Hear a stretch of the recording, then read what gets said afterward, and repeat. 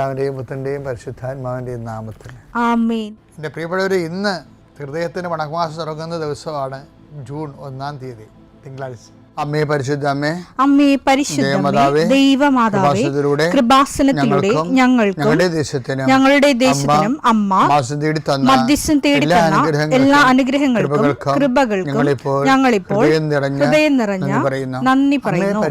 അമ്മേ പരിശുദ്ധമേ, ദൈവമാതാവേ, 2004 ഡിസംബർ 7-ാം തീയതി ഉച്ചകഴിഞ്ഞ് 2:30 കൃപാസനത്തിൽ സംഭവിച്ച അമ്മയുടെ പ്രത്യക്ഷപ്പെടലിനെ കുറിച്ച് തിരുസഭയ്ക്ക് സമർപ്പിച്ചിരിക്കുന്ന പഠനരേഖകളുടെ മേൽ സഭാത്മകമായ പഠനം ആരംഭിക്കുവാൻ ഞങ്ങൾ പ്രാർത്ഥിക്കുന്നു.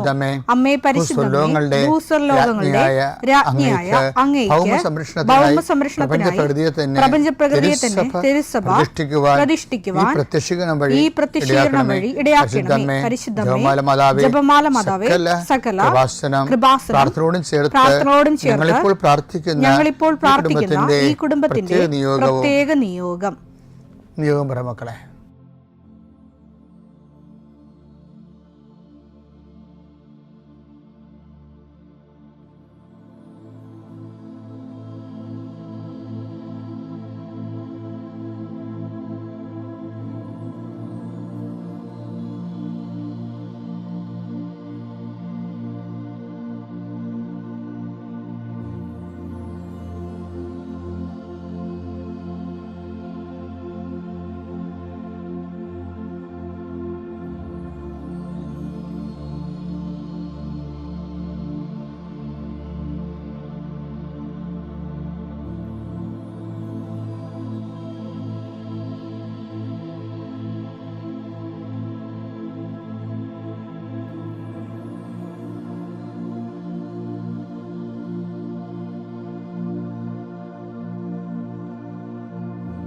അമ്മയുടെ പ്രത്യക്ഷീകരണത്തിന്റെ ഈ അനുഗ്രഹവേളയിൽ ഞങ്ങൾക്ക് സാധിച്ചു തരുവാൻ കനിയണമേ.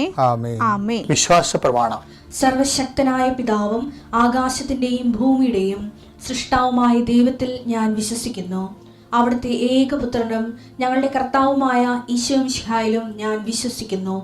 ഈ പുത്രൻ പരിശുദ്ധാത്മാവിനാൽ ഗർഭസ്ഥനായി കന്യകാമറിയത്തിൽ നിന്ന് പിറന്ന് പൊന്തിയോസ് പീലാത്തോസിന്റെ കാലത്ത് പീഡകൾ സഹിച്ച് കുരിശിൽ തറയ്ക്കപ്പെട്ട് മരിച്ച് അടക്കപ്പെട്ട് പാതാളങ്ങളിൽ ഇറങ്ങി മരിച്ചവരുടെ ഇടയിൽ നിന്ന് 3-ാം നാൾ ഉയർത്ത് സ്വർഗത്തിലേക്ക് എഴുന്നള്ളി സർവശക്തിയുള്ള പിതാവായ ദൈവത്തിന്റെ വലതുഭാഗത്തിരിക്കുന്നു. അവിടെ നിന്ന് ജീവിക്കുന്നവരെയും മരിച്ചവരെയും വിധിക്കുവാൻ വരുമെന്നും ഞാൻ വിശ്വസിക്കുന്നു. പരിശുദ്ധാത്മാവിലും ഞാൻ വിശ്വസിക്കുന്നു. വിശുദ്ധ കത്തോലിക്കാ സഭയിലും പുണ്യവാന്മാരുടെ ഐക്യത്തിലും പാപങ്ങളുടെ മോചനത്തിലും ശരീരത്തിന്റെ ഉയർപ്പിലും നിത്യമായ ജീവിതത്തിലും ഞാൻ വിശ്വസിക്കുന്നു. ആമേൻ. സ്വർഗ്ഗസ്ഥനായ ഞങ്ങളുടെ പിതാവേ, അങ്ങയുടെ നാമം പൂജിതമാകണമേ. അങ്ങയുടെ രാജ്യം വരണമേ. അങ്ങയുടെ തിരുമനസ് സ്വർഗത്തിലെ പോലെ ഭൂമിയിലും ആകണമേ. അന്നു വേണ്ടുന്ന ആഹാരം ഇന്ന് ഞങ്ങൾക്ക് തരണമേ. ഞങ്ങളോട് തെറ്റ് ചെയ്യുന്നവരോട് ഞങ്ങൾ ക്ഷമിക്കുന്നത് പോലെ ഞങ്ങളുടെ തെറ്റുകൾ ഞങ്ങളോടും ക്ഷമിക്കണമേ. ഞങ്ങളെ പ്രലോഭനത്തിൽ ഉൾപ്പെടുത്തരുതേ, തിന്മയിൽ ഞങ്ങൾ രക്ഷിക്കണമേ. ആമേൻ. നന്മ നിറഞ്ഞ മറിയമേ, സ്വസ്തി. കർത്താവ് അങ്ങയുടെ കൂടെ സ്ത്രീകളിൽ അങ്ങ് അനുഗ്രഹിക്കപ്പെട്ടവളാകുന്നു. അങ്ങയുടെ ഉദരത്തിൻ ഫലമായി ഈശോ അനുഗ്രഹിക്കപ്പെട്ടവനാകുന്നു. പരിശുദ്ധ മറിയമേ, തമ്പുരാന്റെ അമ്മേ, പാപികളായ ഞങ്ങൾക്ക് വേണ്ടി ഇപ്പോഴും ഞങ്ങളുടെ മരണസമയത്തും തമ്പുരാനോട് അപേക്ഷിക്കണമേ. ആമേൻ. കർത്താവേ, നിന്റെ ഉന്നതമായ നാമത്തിന് സ്വസ്ത്രം ചെയ്യുന്നു. കർത്താവേ, നിന്റെ വിശുദ്ധ പൗരോഹിത്യത്തെ മഹത്വപ്പെടുത്തണമേ. കർത്താവെ, സഭയിലുള്ള സാന്നിധ്യം പ്രകടമാക്കണമേ. 40 വർഷം ഞാൻ അർപ്പിച്ച കൃപാനയുടെ യോഗ്യതയാൽ കൃപാസ്ഥാനത്താരെ ജീവനോടെ പ്രത്യക്ഷപ്പെട്ട മാതാവിൻ്റെ മധ്യസ്ഥതയിൽ ഇന്ന് ജോലിക്ക് പോകുന്ന എല്ലാവരെയും ഈശോനാമത്തെ ഏൽപ്പിക്കുന്നു. നിങ്ങൾ കണ്ടുമുട്ടുന്ന വ്യക്തികളെ കർത്താവിൻ്റെ നാമത്തിൽ അനുഗ്രഹിക്കപ്പെടുകയും നിങ്ങൾ തമ്മിൽ സംസാരിക്കുന്ന വിഷയങ്ങൾ കർത്താവിൻ്റെ സംരക്ഷണത്തിലായിരിക്കുകയും ചെയ്യട്ടെ. നിങ്ങൾ യാത്ര ചെയ്യുന്ന വാഹനങ്ങളെ കർത്താവ് സംരക്ഷിക്കട്ടെ. യാത്ര തുടങ്ങിയ അവസാനം വരെ നിൻ്റെ ആകുലതകൾ, നിനക്ക് ആകുലത ഉണ്ടാക്കാൻ സാധ്യതയുള്ള വ്യക്തികളെ കർത്താവ് വഴിമാറ്റി വിടുകയും വേസ്റ്റായിട്ടുള്ള ടോക്കുകൾ ഉണ്ടാവാതിരിക്കാൻ കർത്താവ് നിന്നെ ബന്ധിക്കട്ടെ. എൻ്റെ മനസ്സിനെ ഭരിപ്പിക്കുകയും പ്രയാസപ്പെടുത്തുകയും ഭാരപ്പെടുത്തുകയും ചെയ്യുന്ന വ്യക്തികളെ കണ്ടുമുട്ടാതിരിക്കാനും ആ സിറ്റുവേഷൻ ഒഴിവാകാനും കർത്താവ് നിന്നെ സഹായിക്കട്ടെ. അഥവാ അങ്ങനെയാണെങ്കിൽ ആ സമയത്ത് നീ വിശ്വപ്രമാണം ചൊല്ലിക്കൊണ്ട്, സ്വർഗസ്ഥനായ ചൊല്ലിക്കൊണ്ട് മനസ്സിൽ ഈ ദുരിത സാഹചര്യങ്ങളിൽ നിന്ന് നീ വിടുതൽ പ്രാപിക്കുന്നതിന് വേണ്ടി പരിശുദ്ധ അമ്മ നിനക്ക് വേണ്ടി മധ്യസ്ഥം വഹിക്കട്ടെ. ജോലി യാത്ര, പരീക്ഷയ്ക്കുള്ള യാത്ര, പരീക്ഷാ സമയം കർത്താവ് നിന്നെ അനുഗ്രഹിക്കട്ടെ. ജോലി ഇൻ്റർവ്യൂവിൻ്റെ സമയം കർത്താവ് നിന്നെ അനുഗ്രഹിക്കട്ടെ. നിൻ്റെ റിസൾട്ട്, നല്ല റിസൾട്ടുകൾ നിനക്ക് വരാൻ നീ റിസൾട്ട് കാത്തിരിക്കുന്നവരെ കർത്താവ് ആശീർവദിക്കട്ടെ. കർത്താവ് ഈ മഴയുടെ കാലവും വെള്ളത്തിൻ്റെ ശല്യവും രോഗത്തിൻ്റെ പെരുപ്പവും മനസ്സിൻ്റെ ഇടർച്ചയും ഉറക്കമില്ലാത്ത അവസ്ഥയും കുടുംബത്തിൻ്റെ ദുരിതങ്ങളും കർത്താവ് ആരെല്ലാം എന്തെല്ലാം ദുരിതങ്ങൾ അനുഭവിക്കുന്നുവോ കർത്താവിൻ്റെ കാരുണ്യത്തിൻ്റെ പുതപ്പ് എൻ്റെ ഉള്ളിലാകട്ടെ. അവർ എൻ്റെ കർത്താവിൻ്റെ ഉന്നതമായ നാമത്തിൽ ജോലി തേടി പോകുന്നവർ, കുടുംബത്തിൽ ജീവിക്കാൻ മാർഗമില്ലാതെ സാമ്പത്തിക വിഷമം അനുഭവിക്കുന്നവർ, സാമ്പത്തിക ക്ലേശവും കടവും അനുഭവിക്കുന്നവർ, മനസ്സിൽ വല്ലപാടും ചത്താൽ മതിയെന്ന് പോലും പൈശാചികമായിട്ട് ചിന്തിച്ച് പോകുന്നവർ, എങ്ങനെ ജീവിക്കുമെന്ന് അറിയാൻ പാടില്ലാതെ വേദനിക്കുന്നവർ, ഈ ഒറ്റ പ്രാർത്ഥന കൊണ്ട് കൃപാസനം അൾത്താരെ ജീവനോടെ പ്രത്യക്ഷപ്പെടാൻ മറിയാം പരിശുദ്ധ അമ്മ നിന്നെ സഹായിക്കട്ടെ. ഇന്ന് പ്രസവം നിശ്ചയിച്ചിരിക്കുന്നവരെ, ഇന്ന് ഓപ്പറേഷൻ നിശ്ചയിച്ചിരിക്കുന്നവരെ, ഇന്ന് ആശുപത്രി പോകുന്നവരെ, ഇന്ന് ടെസ്റ്റിന് പോകുന്നവരെ, ടെസ്റ്റിൻ്റെ റിസൾട്ടിന് പോകുന്നവരെ, ഡ്രൈവിങ്ങിൻ്റെ ലൈസൻസിന് പോകുന്നവരെ, അതിൻ്റെ ടെസ്റ്റിന് പോകുന്നവരെ, കർത്താവെ എല്ലാവരെയും നിൻ്റെ നാമത്തിൽ ഞാൻ ആശീർവദിക്കുന്നു. കർത്താവെ ഇന്ന് തുടക്കം കുറിക്കുന്ന ഓരോരോ കാര്യങ്ങളുണ്ട്. ചിലപ്പോൾ വീടായിരിക്കാം, ചിലപ്പോൾ വീട് വെക്കുന്നതാകാം, ചിലപ്പോൾ കട്ട്ല വെക്കുന്നതാകാം, ചിലപ്പോൾ അടിത്തറ ശില പാകുന്നതാകാം. കർത്താവെ എന്തു തന്നെയായാലും ഇന്ന് കയറിപ്പൊറുതിയുള്ളവരാകാം. അങ്ങനെയുള്ള എല്ലാ മേഖലകളും, വിവാഹം അന്വേഷിക്കുന്ന ഉൾപ്പെടെ, അടിയന്തരങ്ങൾ നടക്കുന്ന ഉൾപ്പെടെ, നിൻ്റെ വീട്ടിൽ നടക്കുന്ന മുഴുവൻ കാര്യങ്ങൾ, നീയുമായി ബന്ധപ്പെട്ട മുഴുവൻ കാര്യങ്ങൾ 40 വർഷം ഞാൻ അർപ്പിച്ച കൃപാൻ്റെ യുഗതയാൽ കൃപാസ്ഥാനത്താറെ ജീവനോടെ പ്രത്യക്ഷപ്പെട്ട മാതാവിൻ്റെ മധ്യസ്ഥത്താൽ നിൻ്റെ ജീവിതവും ജീവിത ചുറ്റുപാടുകളും സഹപ്രവർത്തകരും സഹസഞ്ചാരികളും കർത്താവിൻ്റെ നാമത്തിൽ അനുഗ്രഹിക്കപ്പെടട്ടെ. നിത്യം പിതാവും പുത്രനും പരിശുദ്ധാത്മാവായ സർവേശ്വരെ നീക്കുവാമേ. എൻ്റെ പ്രിയപ്പെട്ടവരെ, ഞാൻ നിങ്ങളോട് നേരത്തെ പറഞ്ഞിട്ടുണ്ടോ എന്ന് അറിയത്തില്ല, ഇപ്പം എൻ്റെ മനസ്സിൽ വന്നൊരു കാര്യമാണ്. അതായത് ഈ ഇന്ത്യൻ ആത്മീയ മീമാംസകളിലെ ചില ന്യായങ്ങളുണ്ട്. ന്യായം എന്ന് വെച്ചാൽ മെത്തേഡ്, രീതികൾ. ഇപ്പോൾ ദൈവത്തെ കണ്ടെത്താൻ വേണ്ടി മനുഷ്യൻ ഉപയോഗിച്ച് വരുന്ന രീതികൾ. ഇപ്പോൾ അതിനൊരു ഒരു രീതിയാണ് മർക്കടൻ ന്യായം. നിങ്ങൾ കേട്ട് കാണാം. മർക്കടൻ ന്യായം എന്ന് വെച്ചാൽ പിന്നെ ഒരു മാർജാര ന്യായം എന്ന് വെച്ചാൽ, മർക്കടം എന്ന് പറഞ്ഞാൽ കുരങ്ങ് കുഞ്ഞിനെ ഉയർന്ന കമ്പുകളിലേക്ക് കൊണ്ടുപോകുന്നത് എങ്ങനെയാണ്? എടുത്ത് മുതുകത്ത് വെക്കും, അല്ല, എടുത്ത് മുതുകത്ത് വെച്ചിട്ട് കുരങ്ങ് ഇങ്ങനെ കുതികാലിൽ ചാടി മുകളിലത്തെ കൊമ്പിൽ പോയിരിക്കും. അപ്പോൾ കുഞ്ഞ് മുതുകത്ത് അള്ളിപ്പിടിച്ചിരുന്നാലേ ഈ തള്ളക്കുരങ്ങൻ്റെ ഒപ്പം അവിടെ എത്തത്തുള്ളൂ. അപ്പോൾ അള്ളിപ്പിടിച്ചിരുന്നില്ലെങ്കിൽ കുഞ്ഞ് തെറിച്ചു പോകും. അപ്പോൾ കുഞ്ഞിൻ്റെ ഒരു ഇനിഷ്യേറ്റീവ് അവിടെ ഉണ്ട്. ഇനി പൂച്ച എങ്ങനെ ചെയ്യണം? മാർജാര ന്യായം എന്താണ്? മാർജാര ന്യായത്തിൽ ഇപ്പോൾ പൂച്ച അതിൻ്റെ കുഞ്ഞിനെയും കൊണ്ട് മച്ചും പുറത്തേക്ക് പോണത് മുതുകത്ത് ഇരുത്തിയല്ല, മറിച്ച് എങ്ങനെയാണ്? കടിച്ചുകൊണ്ടാണ് പോണത്. അപ്പോൾ അവിടെ കൊച്ചിനൊന്നും ചെയ്യാനില്ല, അമ്മയാണ് എല്ലാം ചെയ്യണത്, അല്ലേ? തള്ളപ്പൂച്ചയാണ് കടിക്കണേ. ഇതിനെ മാർജാര ന്യായം എന്ന് പറയുന്നത്. ഇപ്പോൾ എന്താ അതിൻ്റെ ആപ്ലിക്കേഷൻ എന്ന് പറഞ്ഞാൽ എന്താണെന്ന് വെച്ച് കഴിഞ്ഞാൽ, നമ്മൾ ദൈവത്തിൻ്റെ ആത്മീയത വളരുന്നതിന് 2 ന്യായങ്ങൾ ഉപയോഗിക്കാം. കുരങ്ങിനെ പോലെ നമ്മൾ ദൈവത്തെ പിടിവിടാതെ വിശുദ്ധിയോടെ പരസ്യ പ്രവർത്തനങ്ങളോടെ ദൈവത്തിൽ അള്ളിപ്പിടിച്ചിരിക്കും, ദൈവം നമ്മളെ ഉയർത്തിക്കൊണ്ടുവരും. മറ്റത് നമ്മളൊന്നും ചെയ്യത്തില്ല, അവിടെ നമുക്ക് റോളില്ല, ഒരു ഭാഗം കഴിഞ്ഞാൽ പിന്നെ നമ്മളുടെ കഴിവിന് വലിയ അർത്ഥമില്ല. ദൈവം തന്നെ നമ്മളെ സഹായിക്കണം. ദൈവം തന്നെ, തള്ളപ്പൂച്ച തന്നെ കുഞ്ഞിനെ കടിച്ചുകൊണ്ട് പോകണം. അപ്പോൾ അതുപോലെ അവിടെ ദൈവത്തിനാണ് പ്രാധാന്യം. അതുകൊണ്ടാണ് ഈ നമ്മളിതിലെ ഇപ്പോൾ ചില വചനങ്ങളൊക്കെ ദൈവത്തിൻ്റെ മാത്രം ഈ മാർജാര ന്യായത്തിൽ ചെയ്തിരിക്കുന്ന കുറേ വചനങ്ങളുണ്ട്. ബൈബിളിലുണ്ടത്. ജെറമിയ 29:14 എടുത്തേ.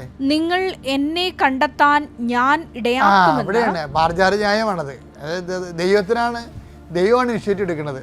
നിങ്ങൾ എന്നെ കണ്ടെത്താൻ ഞാൻ ഇടയാക്കുമെന്ന് പറയണം അല്ലേ.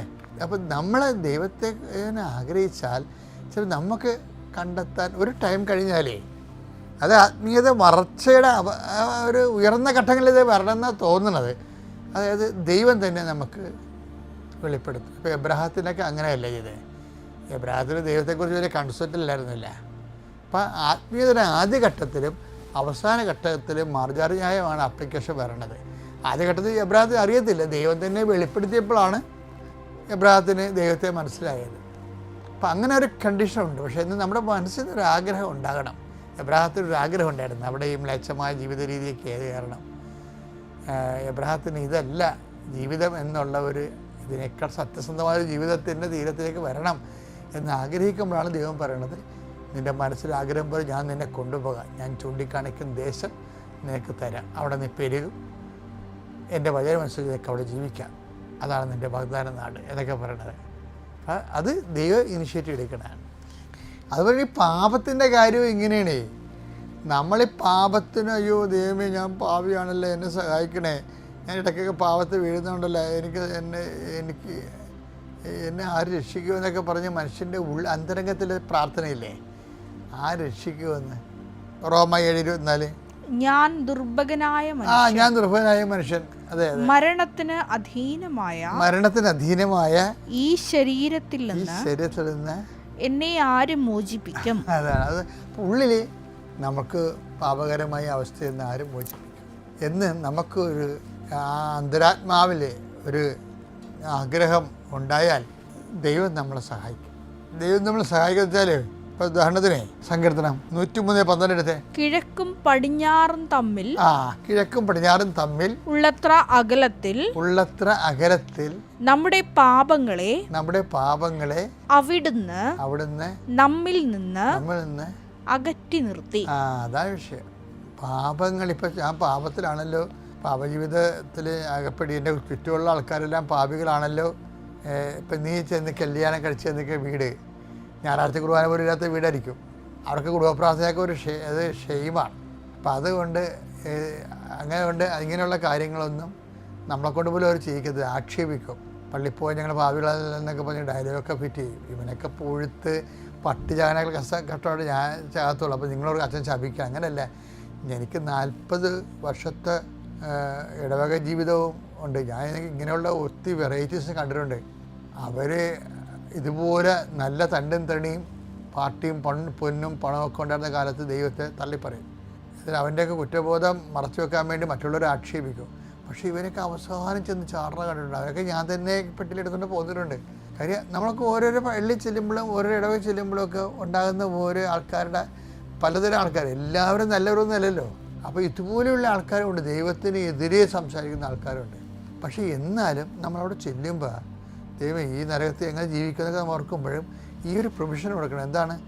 ഈ പാപകരമായ കിഴക്ക് പടിഞ്ഞാറിൽ നിന്ന് എന്തുമാത്രം അകന്നിരിക്കുന്നു, അതുപോലെ കിഴക്കും പടിഞ്ഞാറും തമ്മിൽ ഉള്ളത്ര അകലത്തിൽ നമ്മുടെ പാപങ്ങളെ അവിടുന്ന് നമ്മിൽ നിന്ന് അകറ്റി നിർത്തി.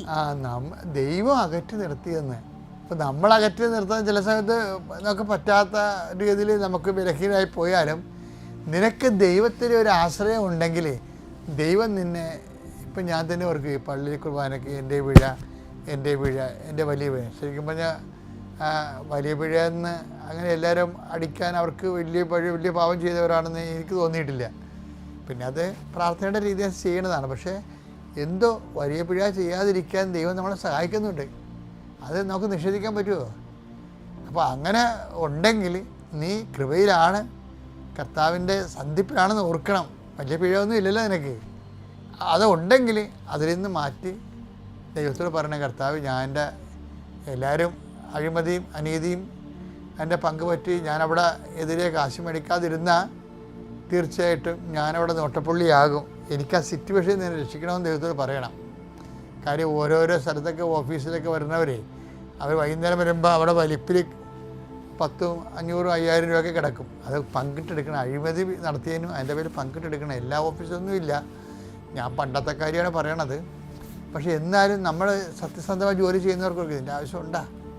ആത്മീയ പരപീഡയല്ലേ ഇത് എന്ന് വെച്ചാൽ ദൈവത്തോട് നമ്മൾ കണ്ണീരോട് പ്രാർത്ഥിച്ചാൽ ആ സിറ്റുവേഷൻ നമ്മൾ ദൈവം മാറ്റും. പക്ഷെ നമ്മൾ ആത്മാർത്ഥത്തോടെ ആഗ്രഹിക്കണം. കാര്യം ദൈവം മാറ്റും എന്നുള്ളതാണ് ഈ സങ്കീർത്തനം 3:12 ഞാനും അനേകം മക്കളുടെ ജീവിതത്തിൽ കണ്ടിരിക്കുന്നത്. അപ്പോസ്തല പ്രവർത്തനങ്ങൾ 11:18 ഈ വാക്കുകൾ കേട്ടപ്പോൾ അവർ നിശബ്ദരായി.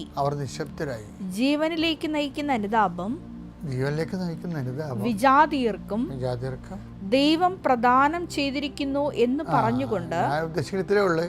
ഈ അനുതാപം, പാപം പോലും നമ്മളിത് മാറ്റണമെങ്കിൽ ദൈവത്തിന് റോളുണ്ട്. അതൊരു മാർജാരന്യായമാണ്. അതുപോലെ അനുതാപം നൽകുന്നതിന് ദൈവത്തിന് റോളുണ്ട്. അപ്പോൾ ദൈവത്തിൽ നിന്ന് മാറാതെ സത്യം ആഗ്രഹിച്ചാൽ എപ്പോഴായാലും നമ്മളെ ദൈവം സഹായിക്കും. ദൈവം നിങ്ങളെ അനുഗ്രഹിക്കട്ടെ. പിതാവിൻ്റെയും പുത്രൻ്റെയും പരിശുദ്ധാത്മാവിൻ്റെയും നാമത്തിൽ.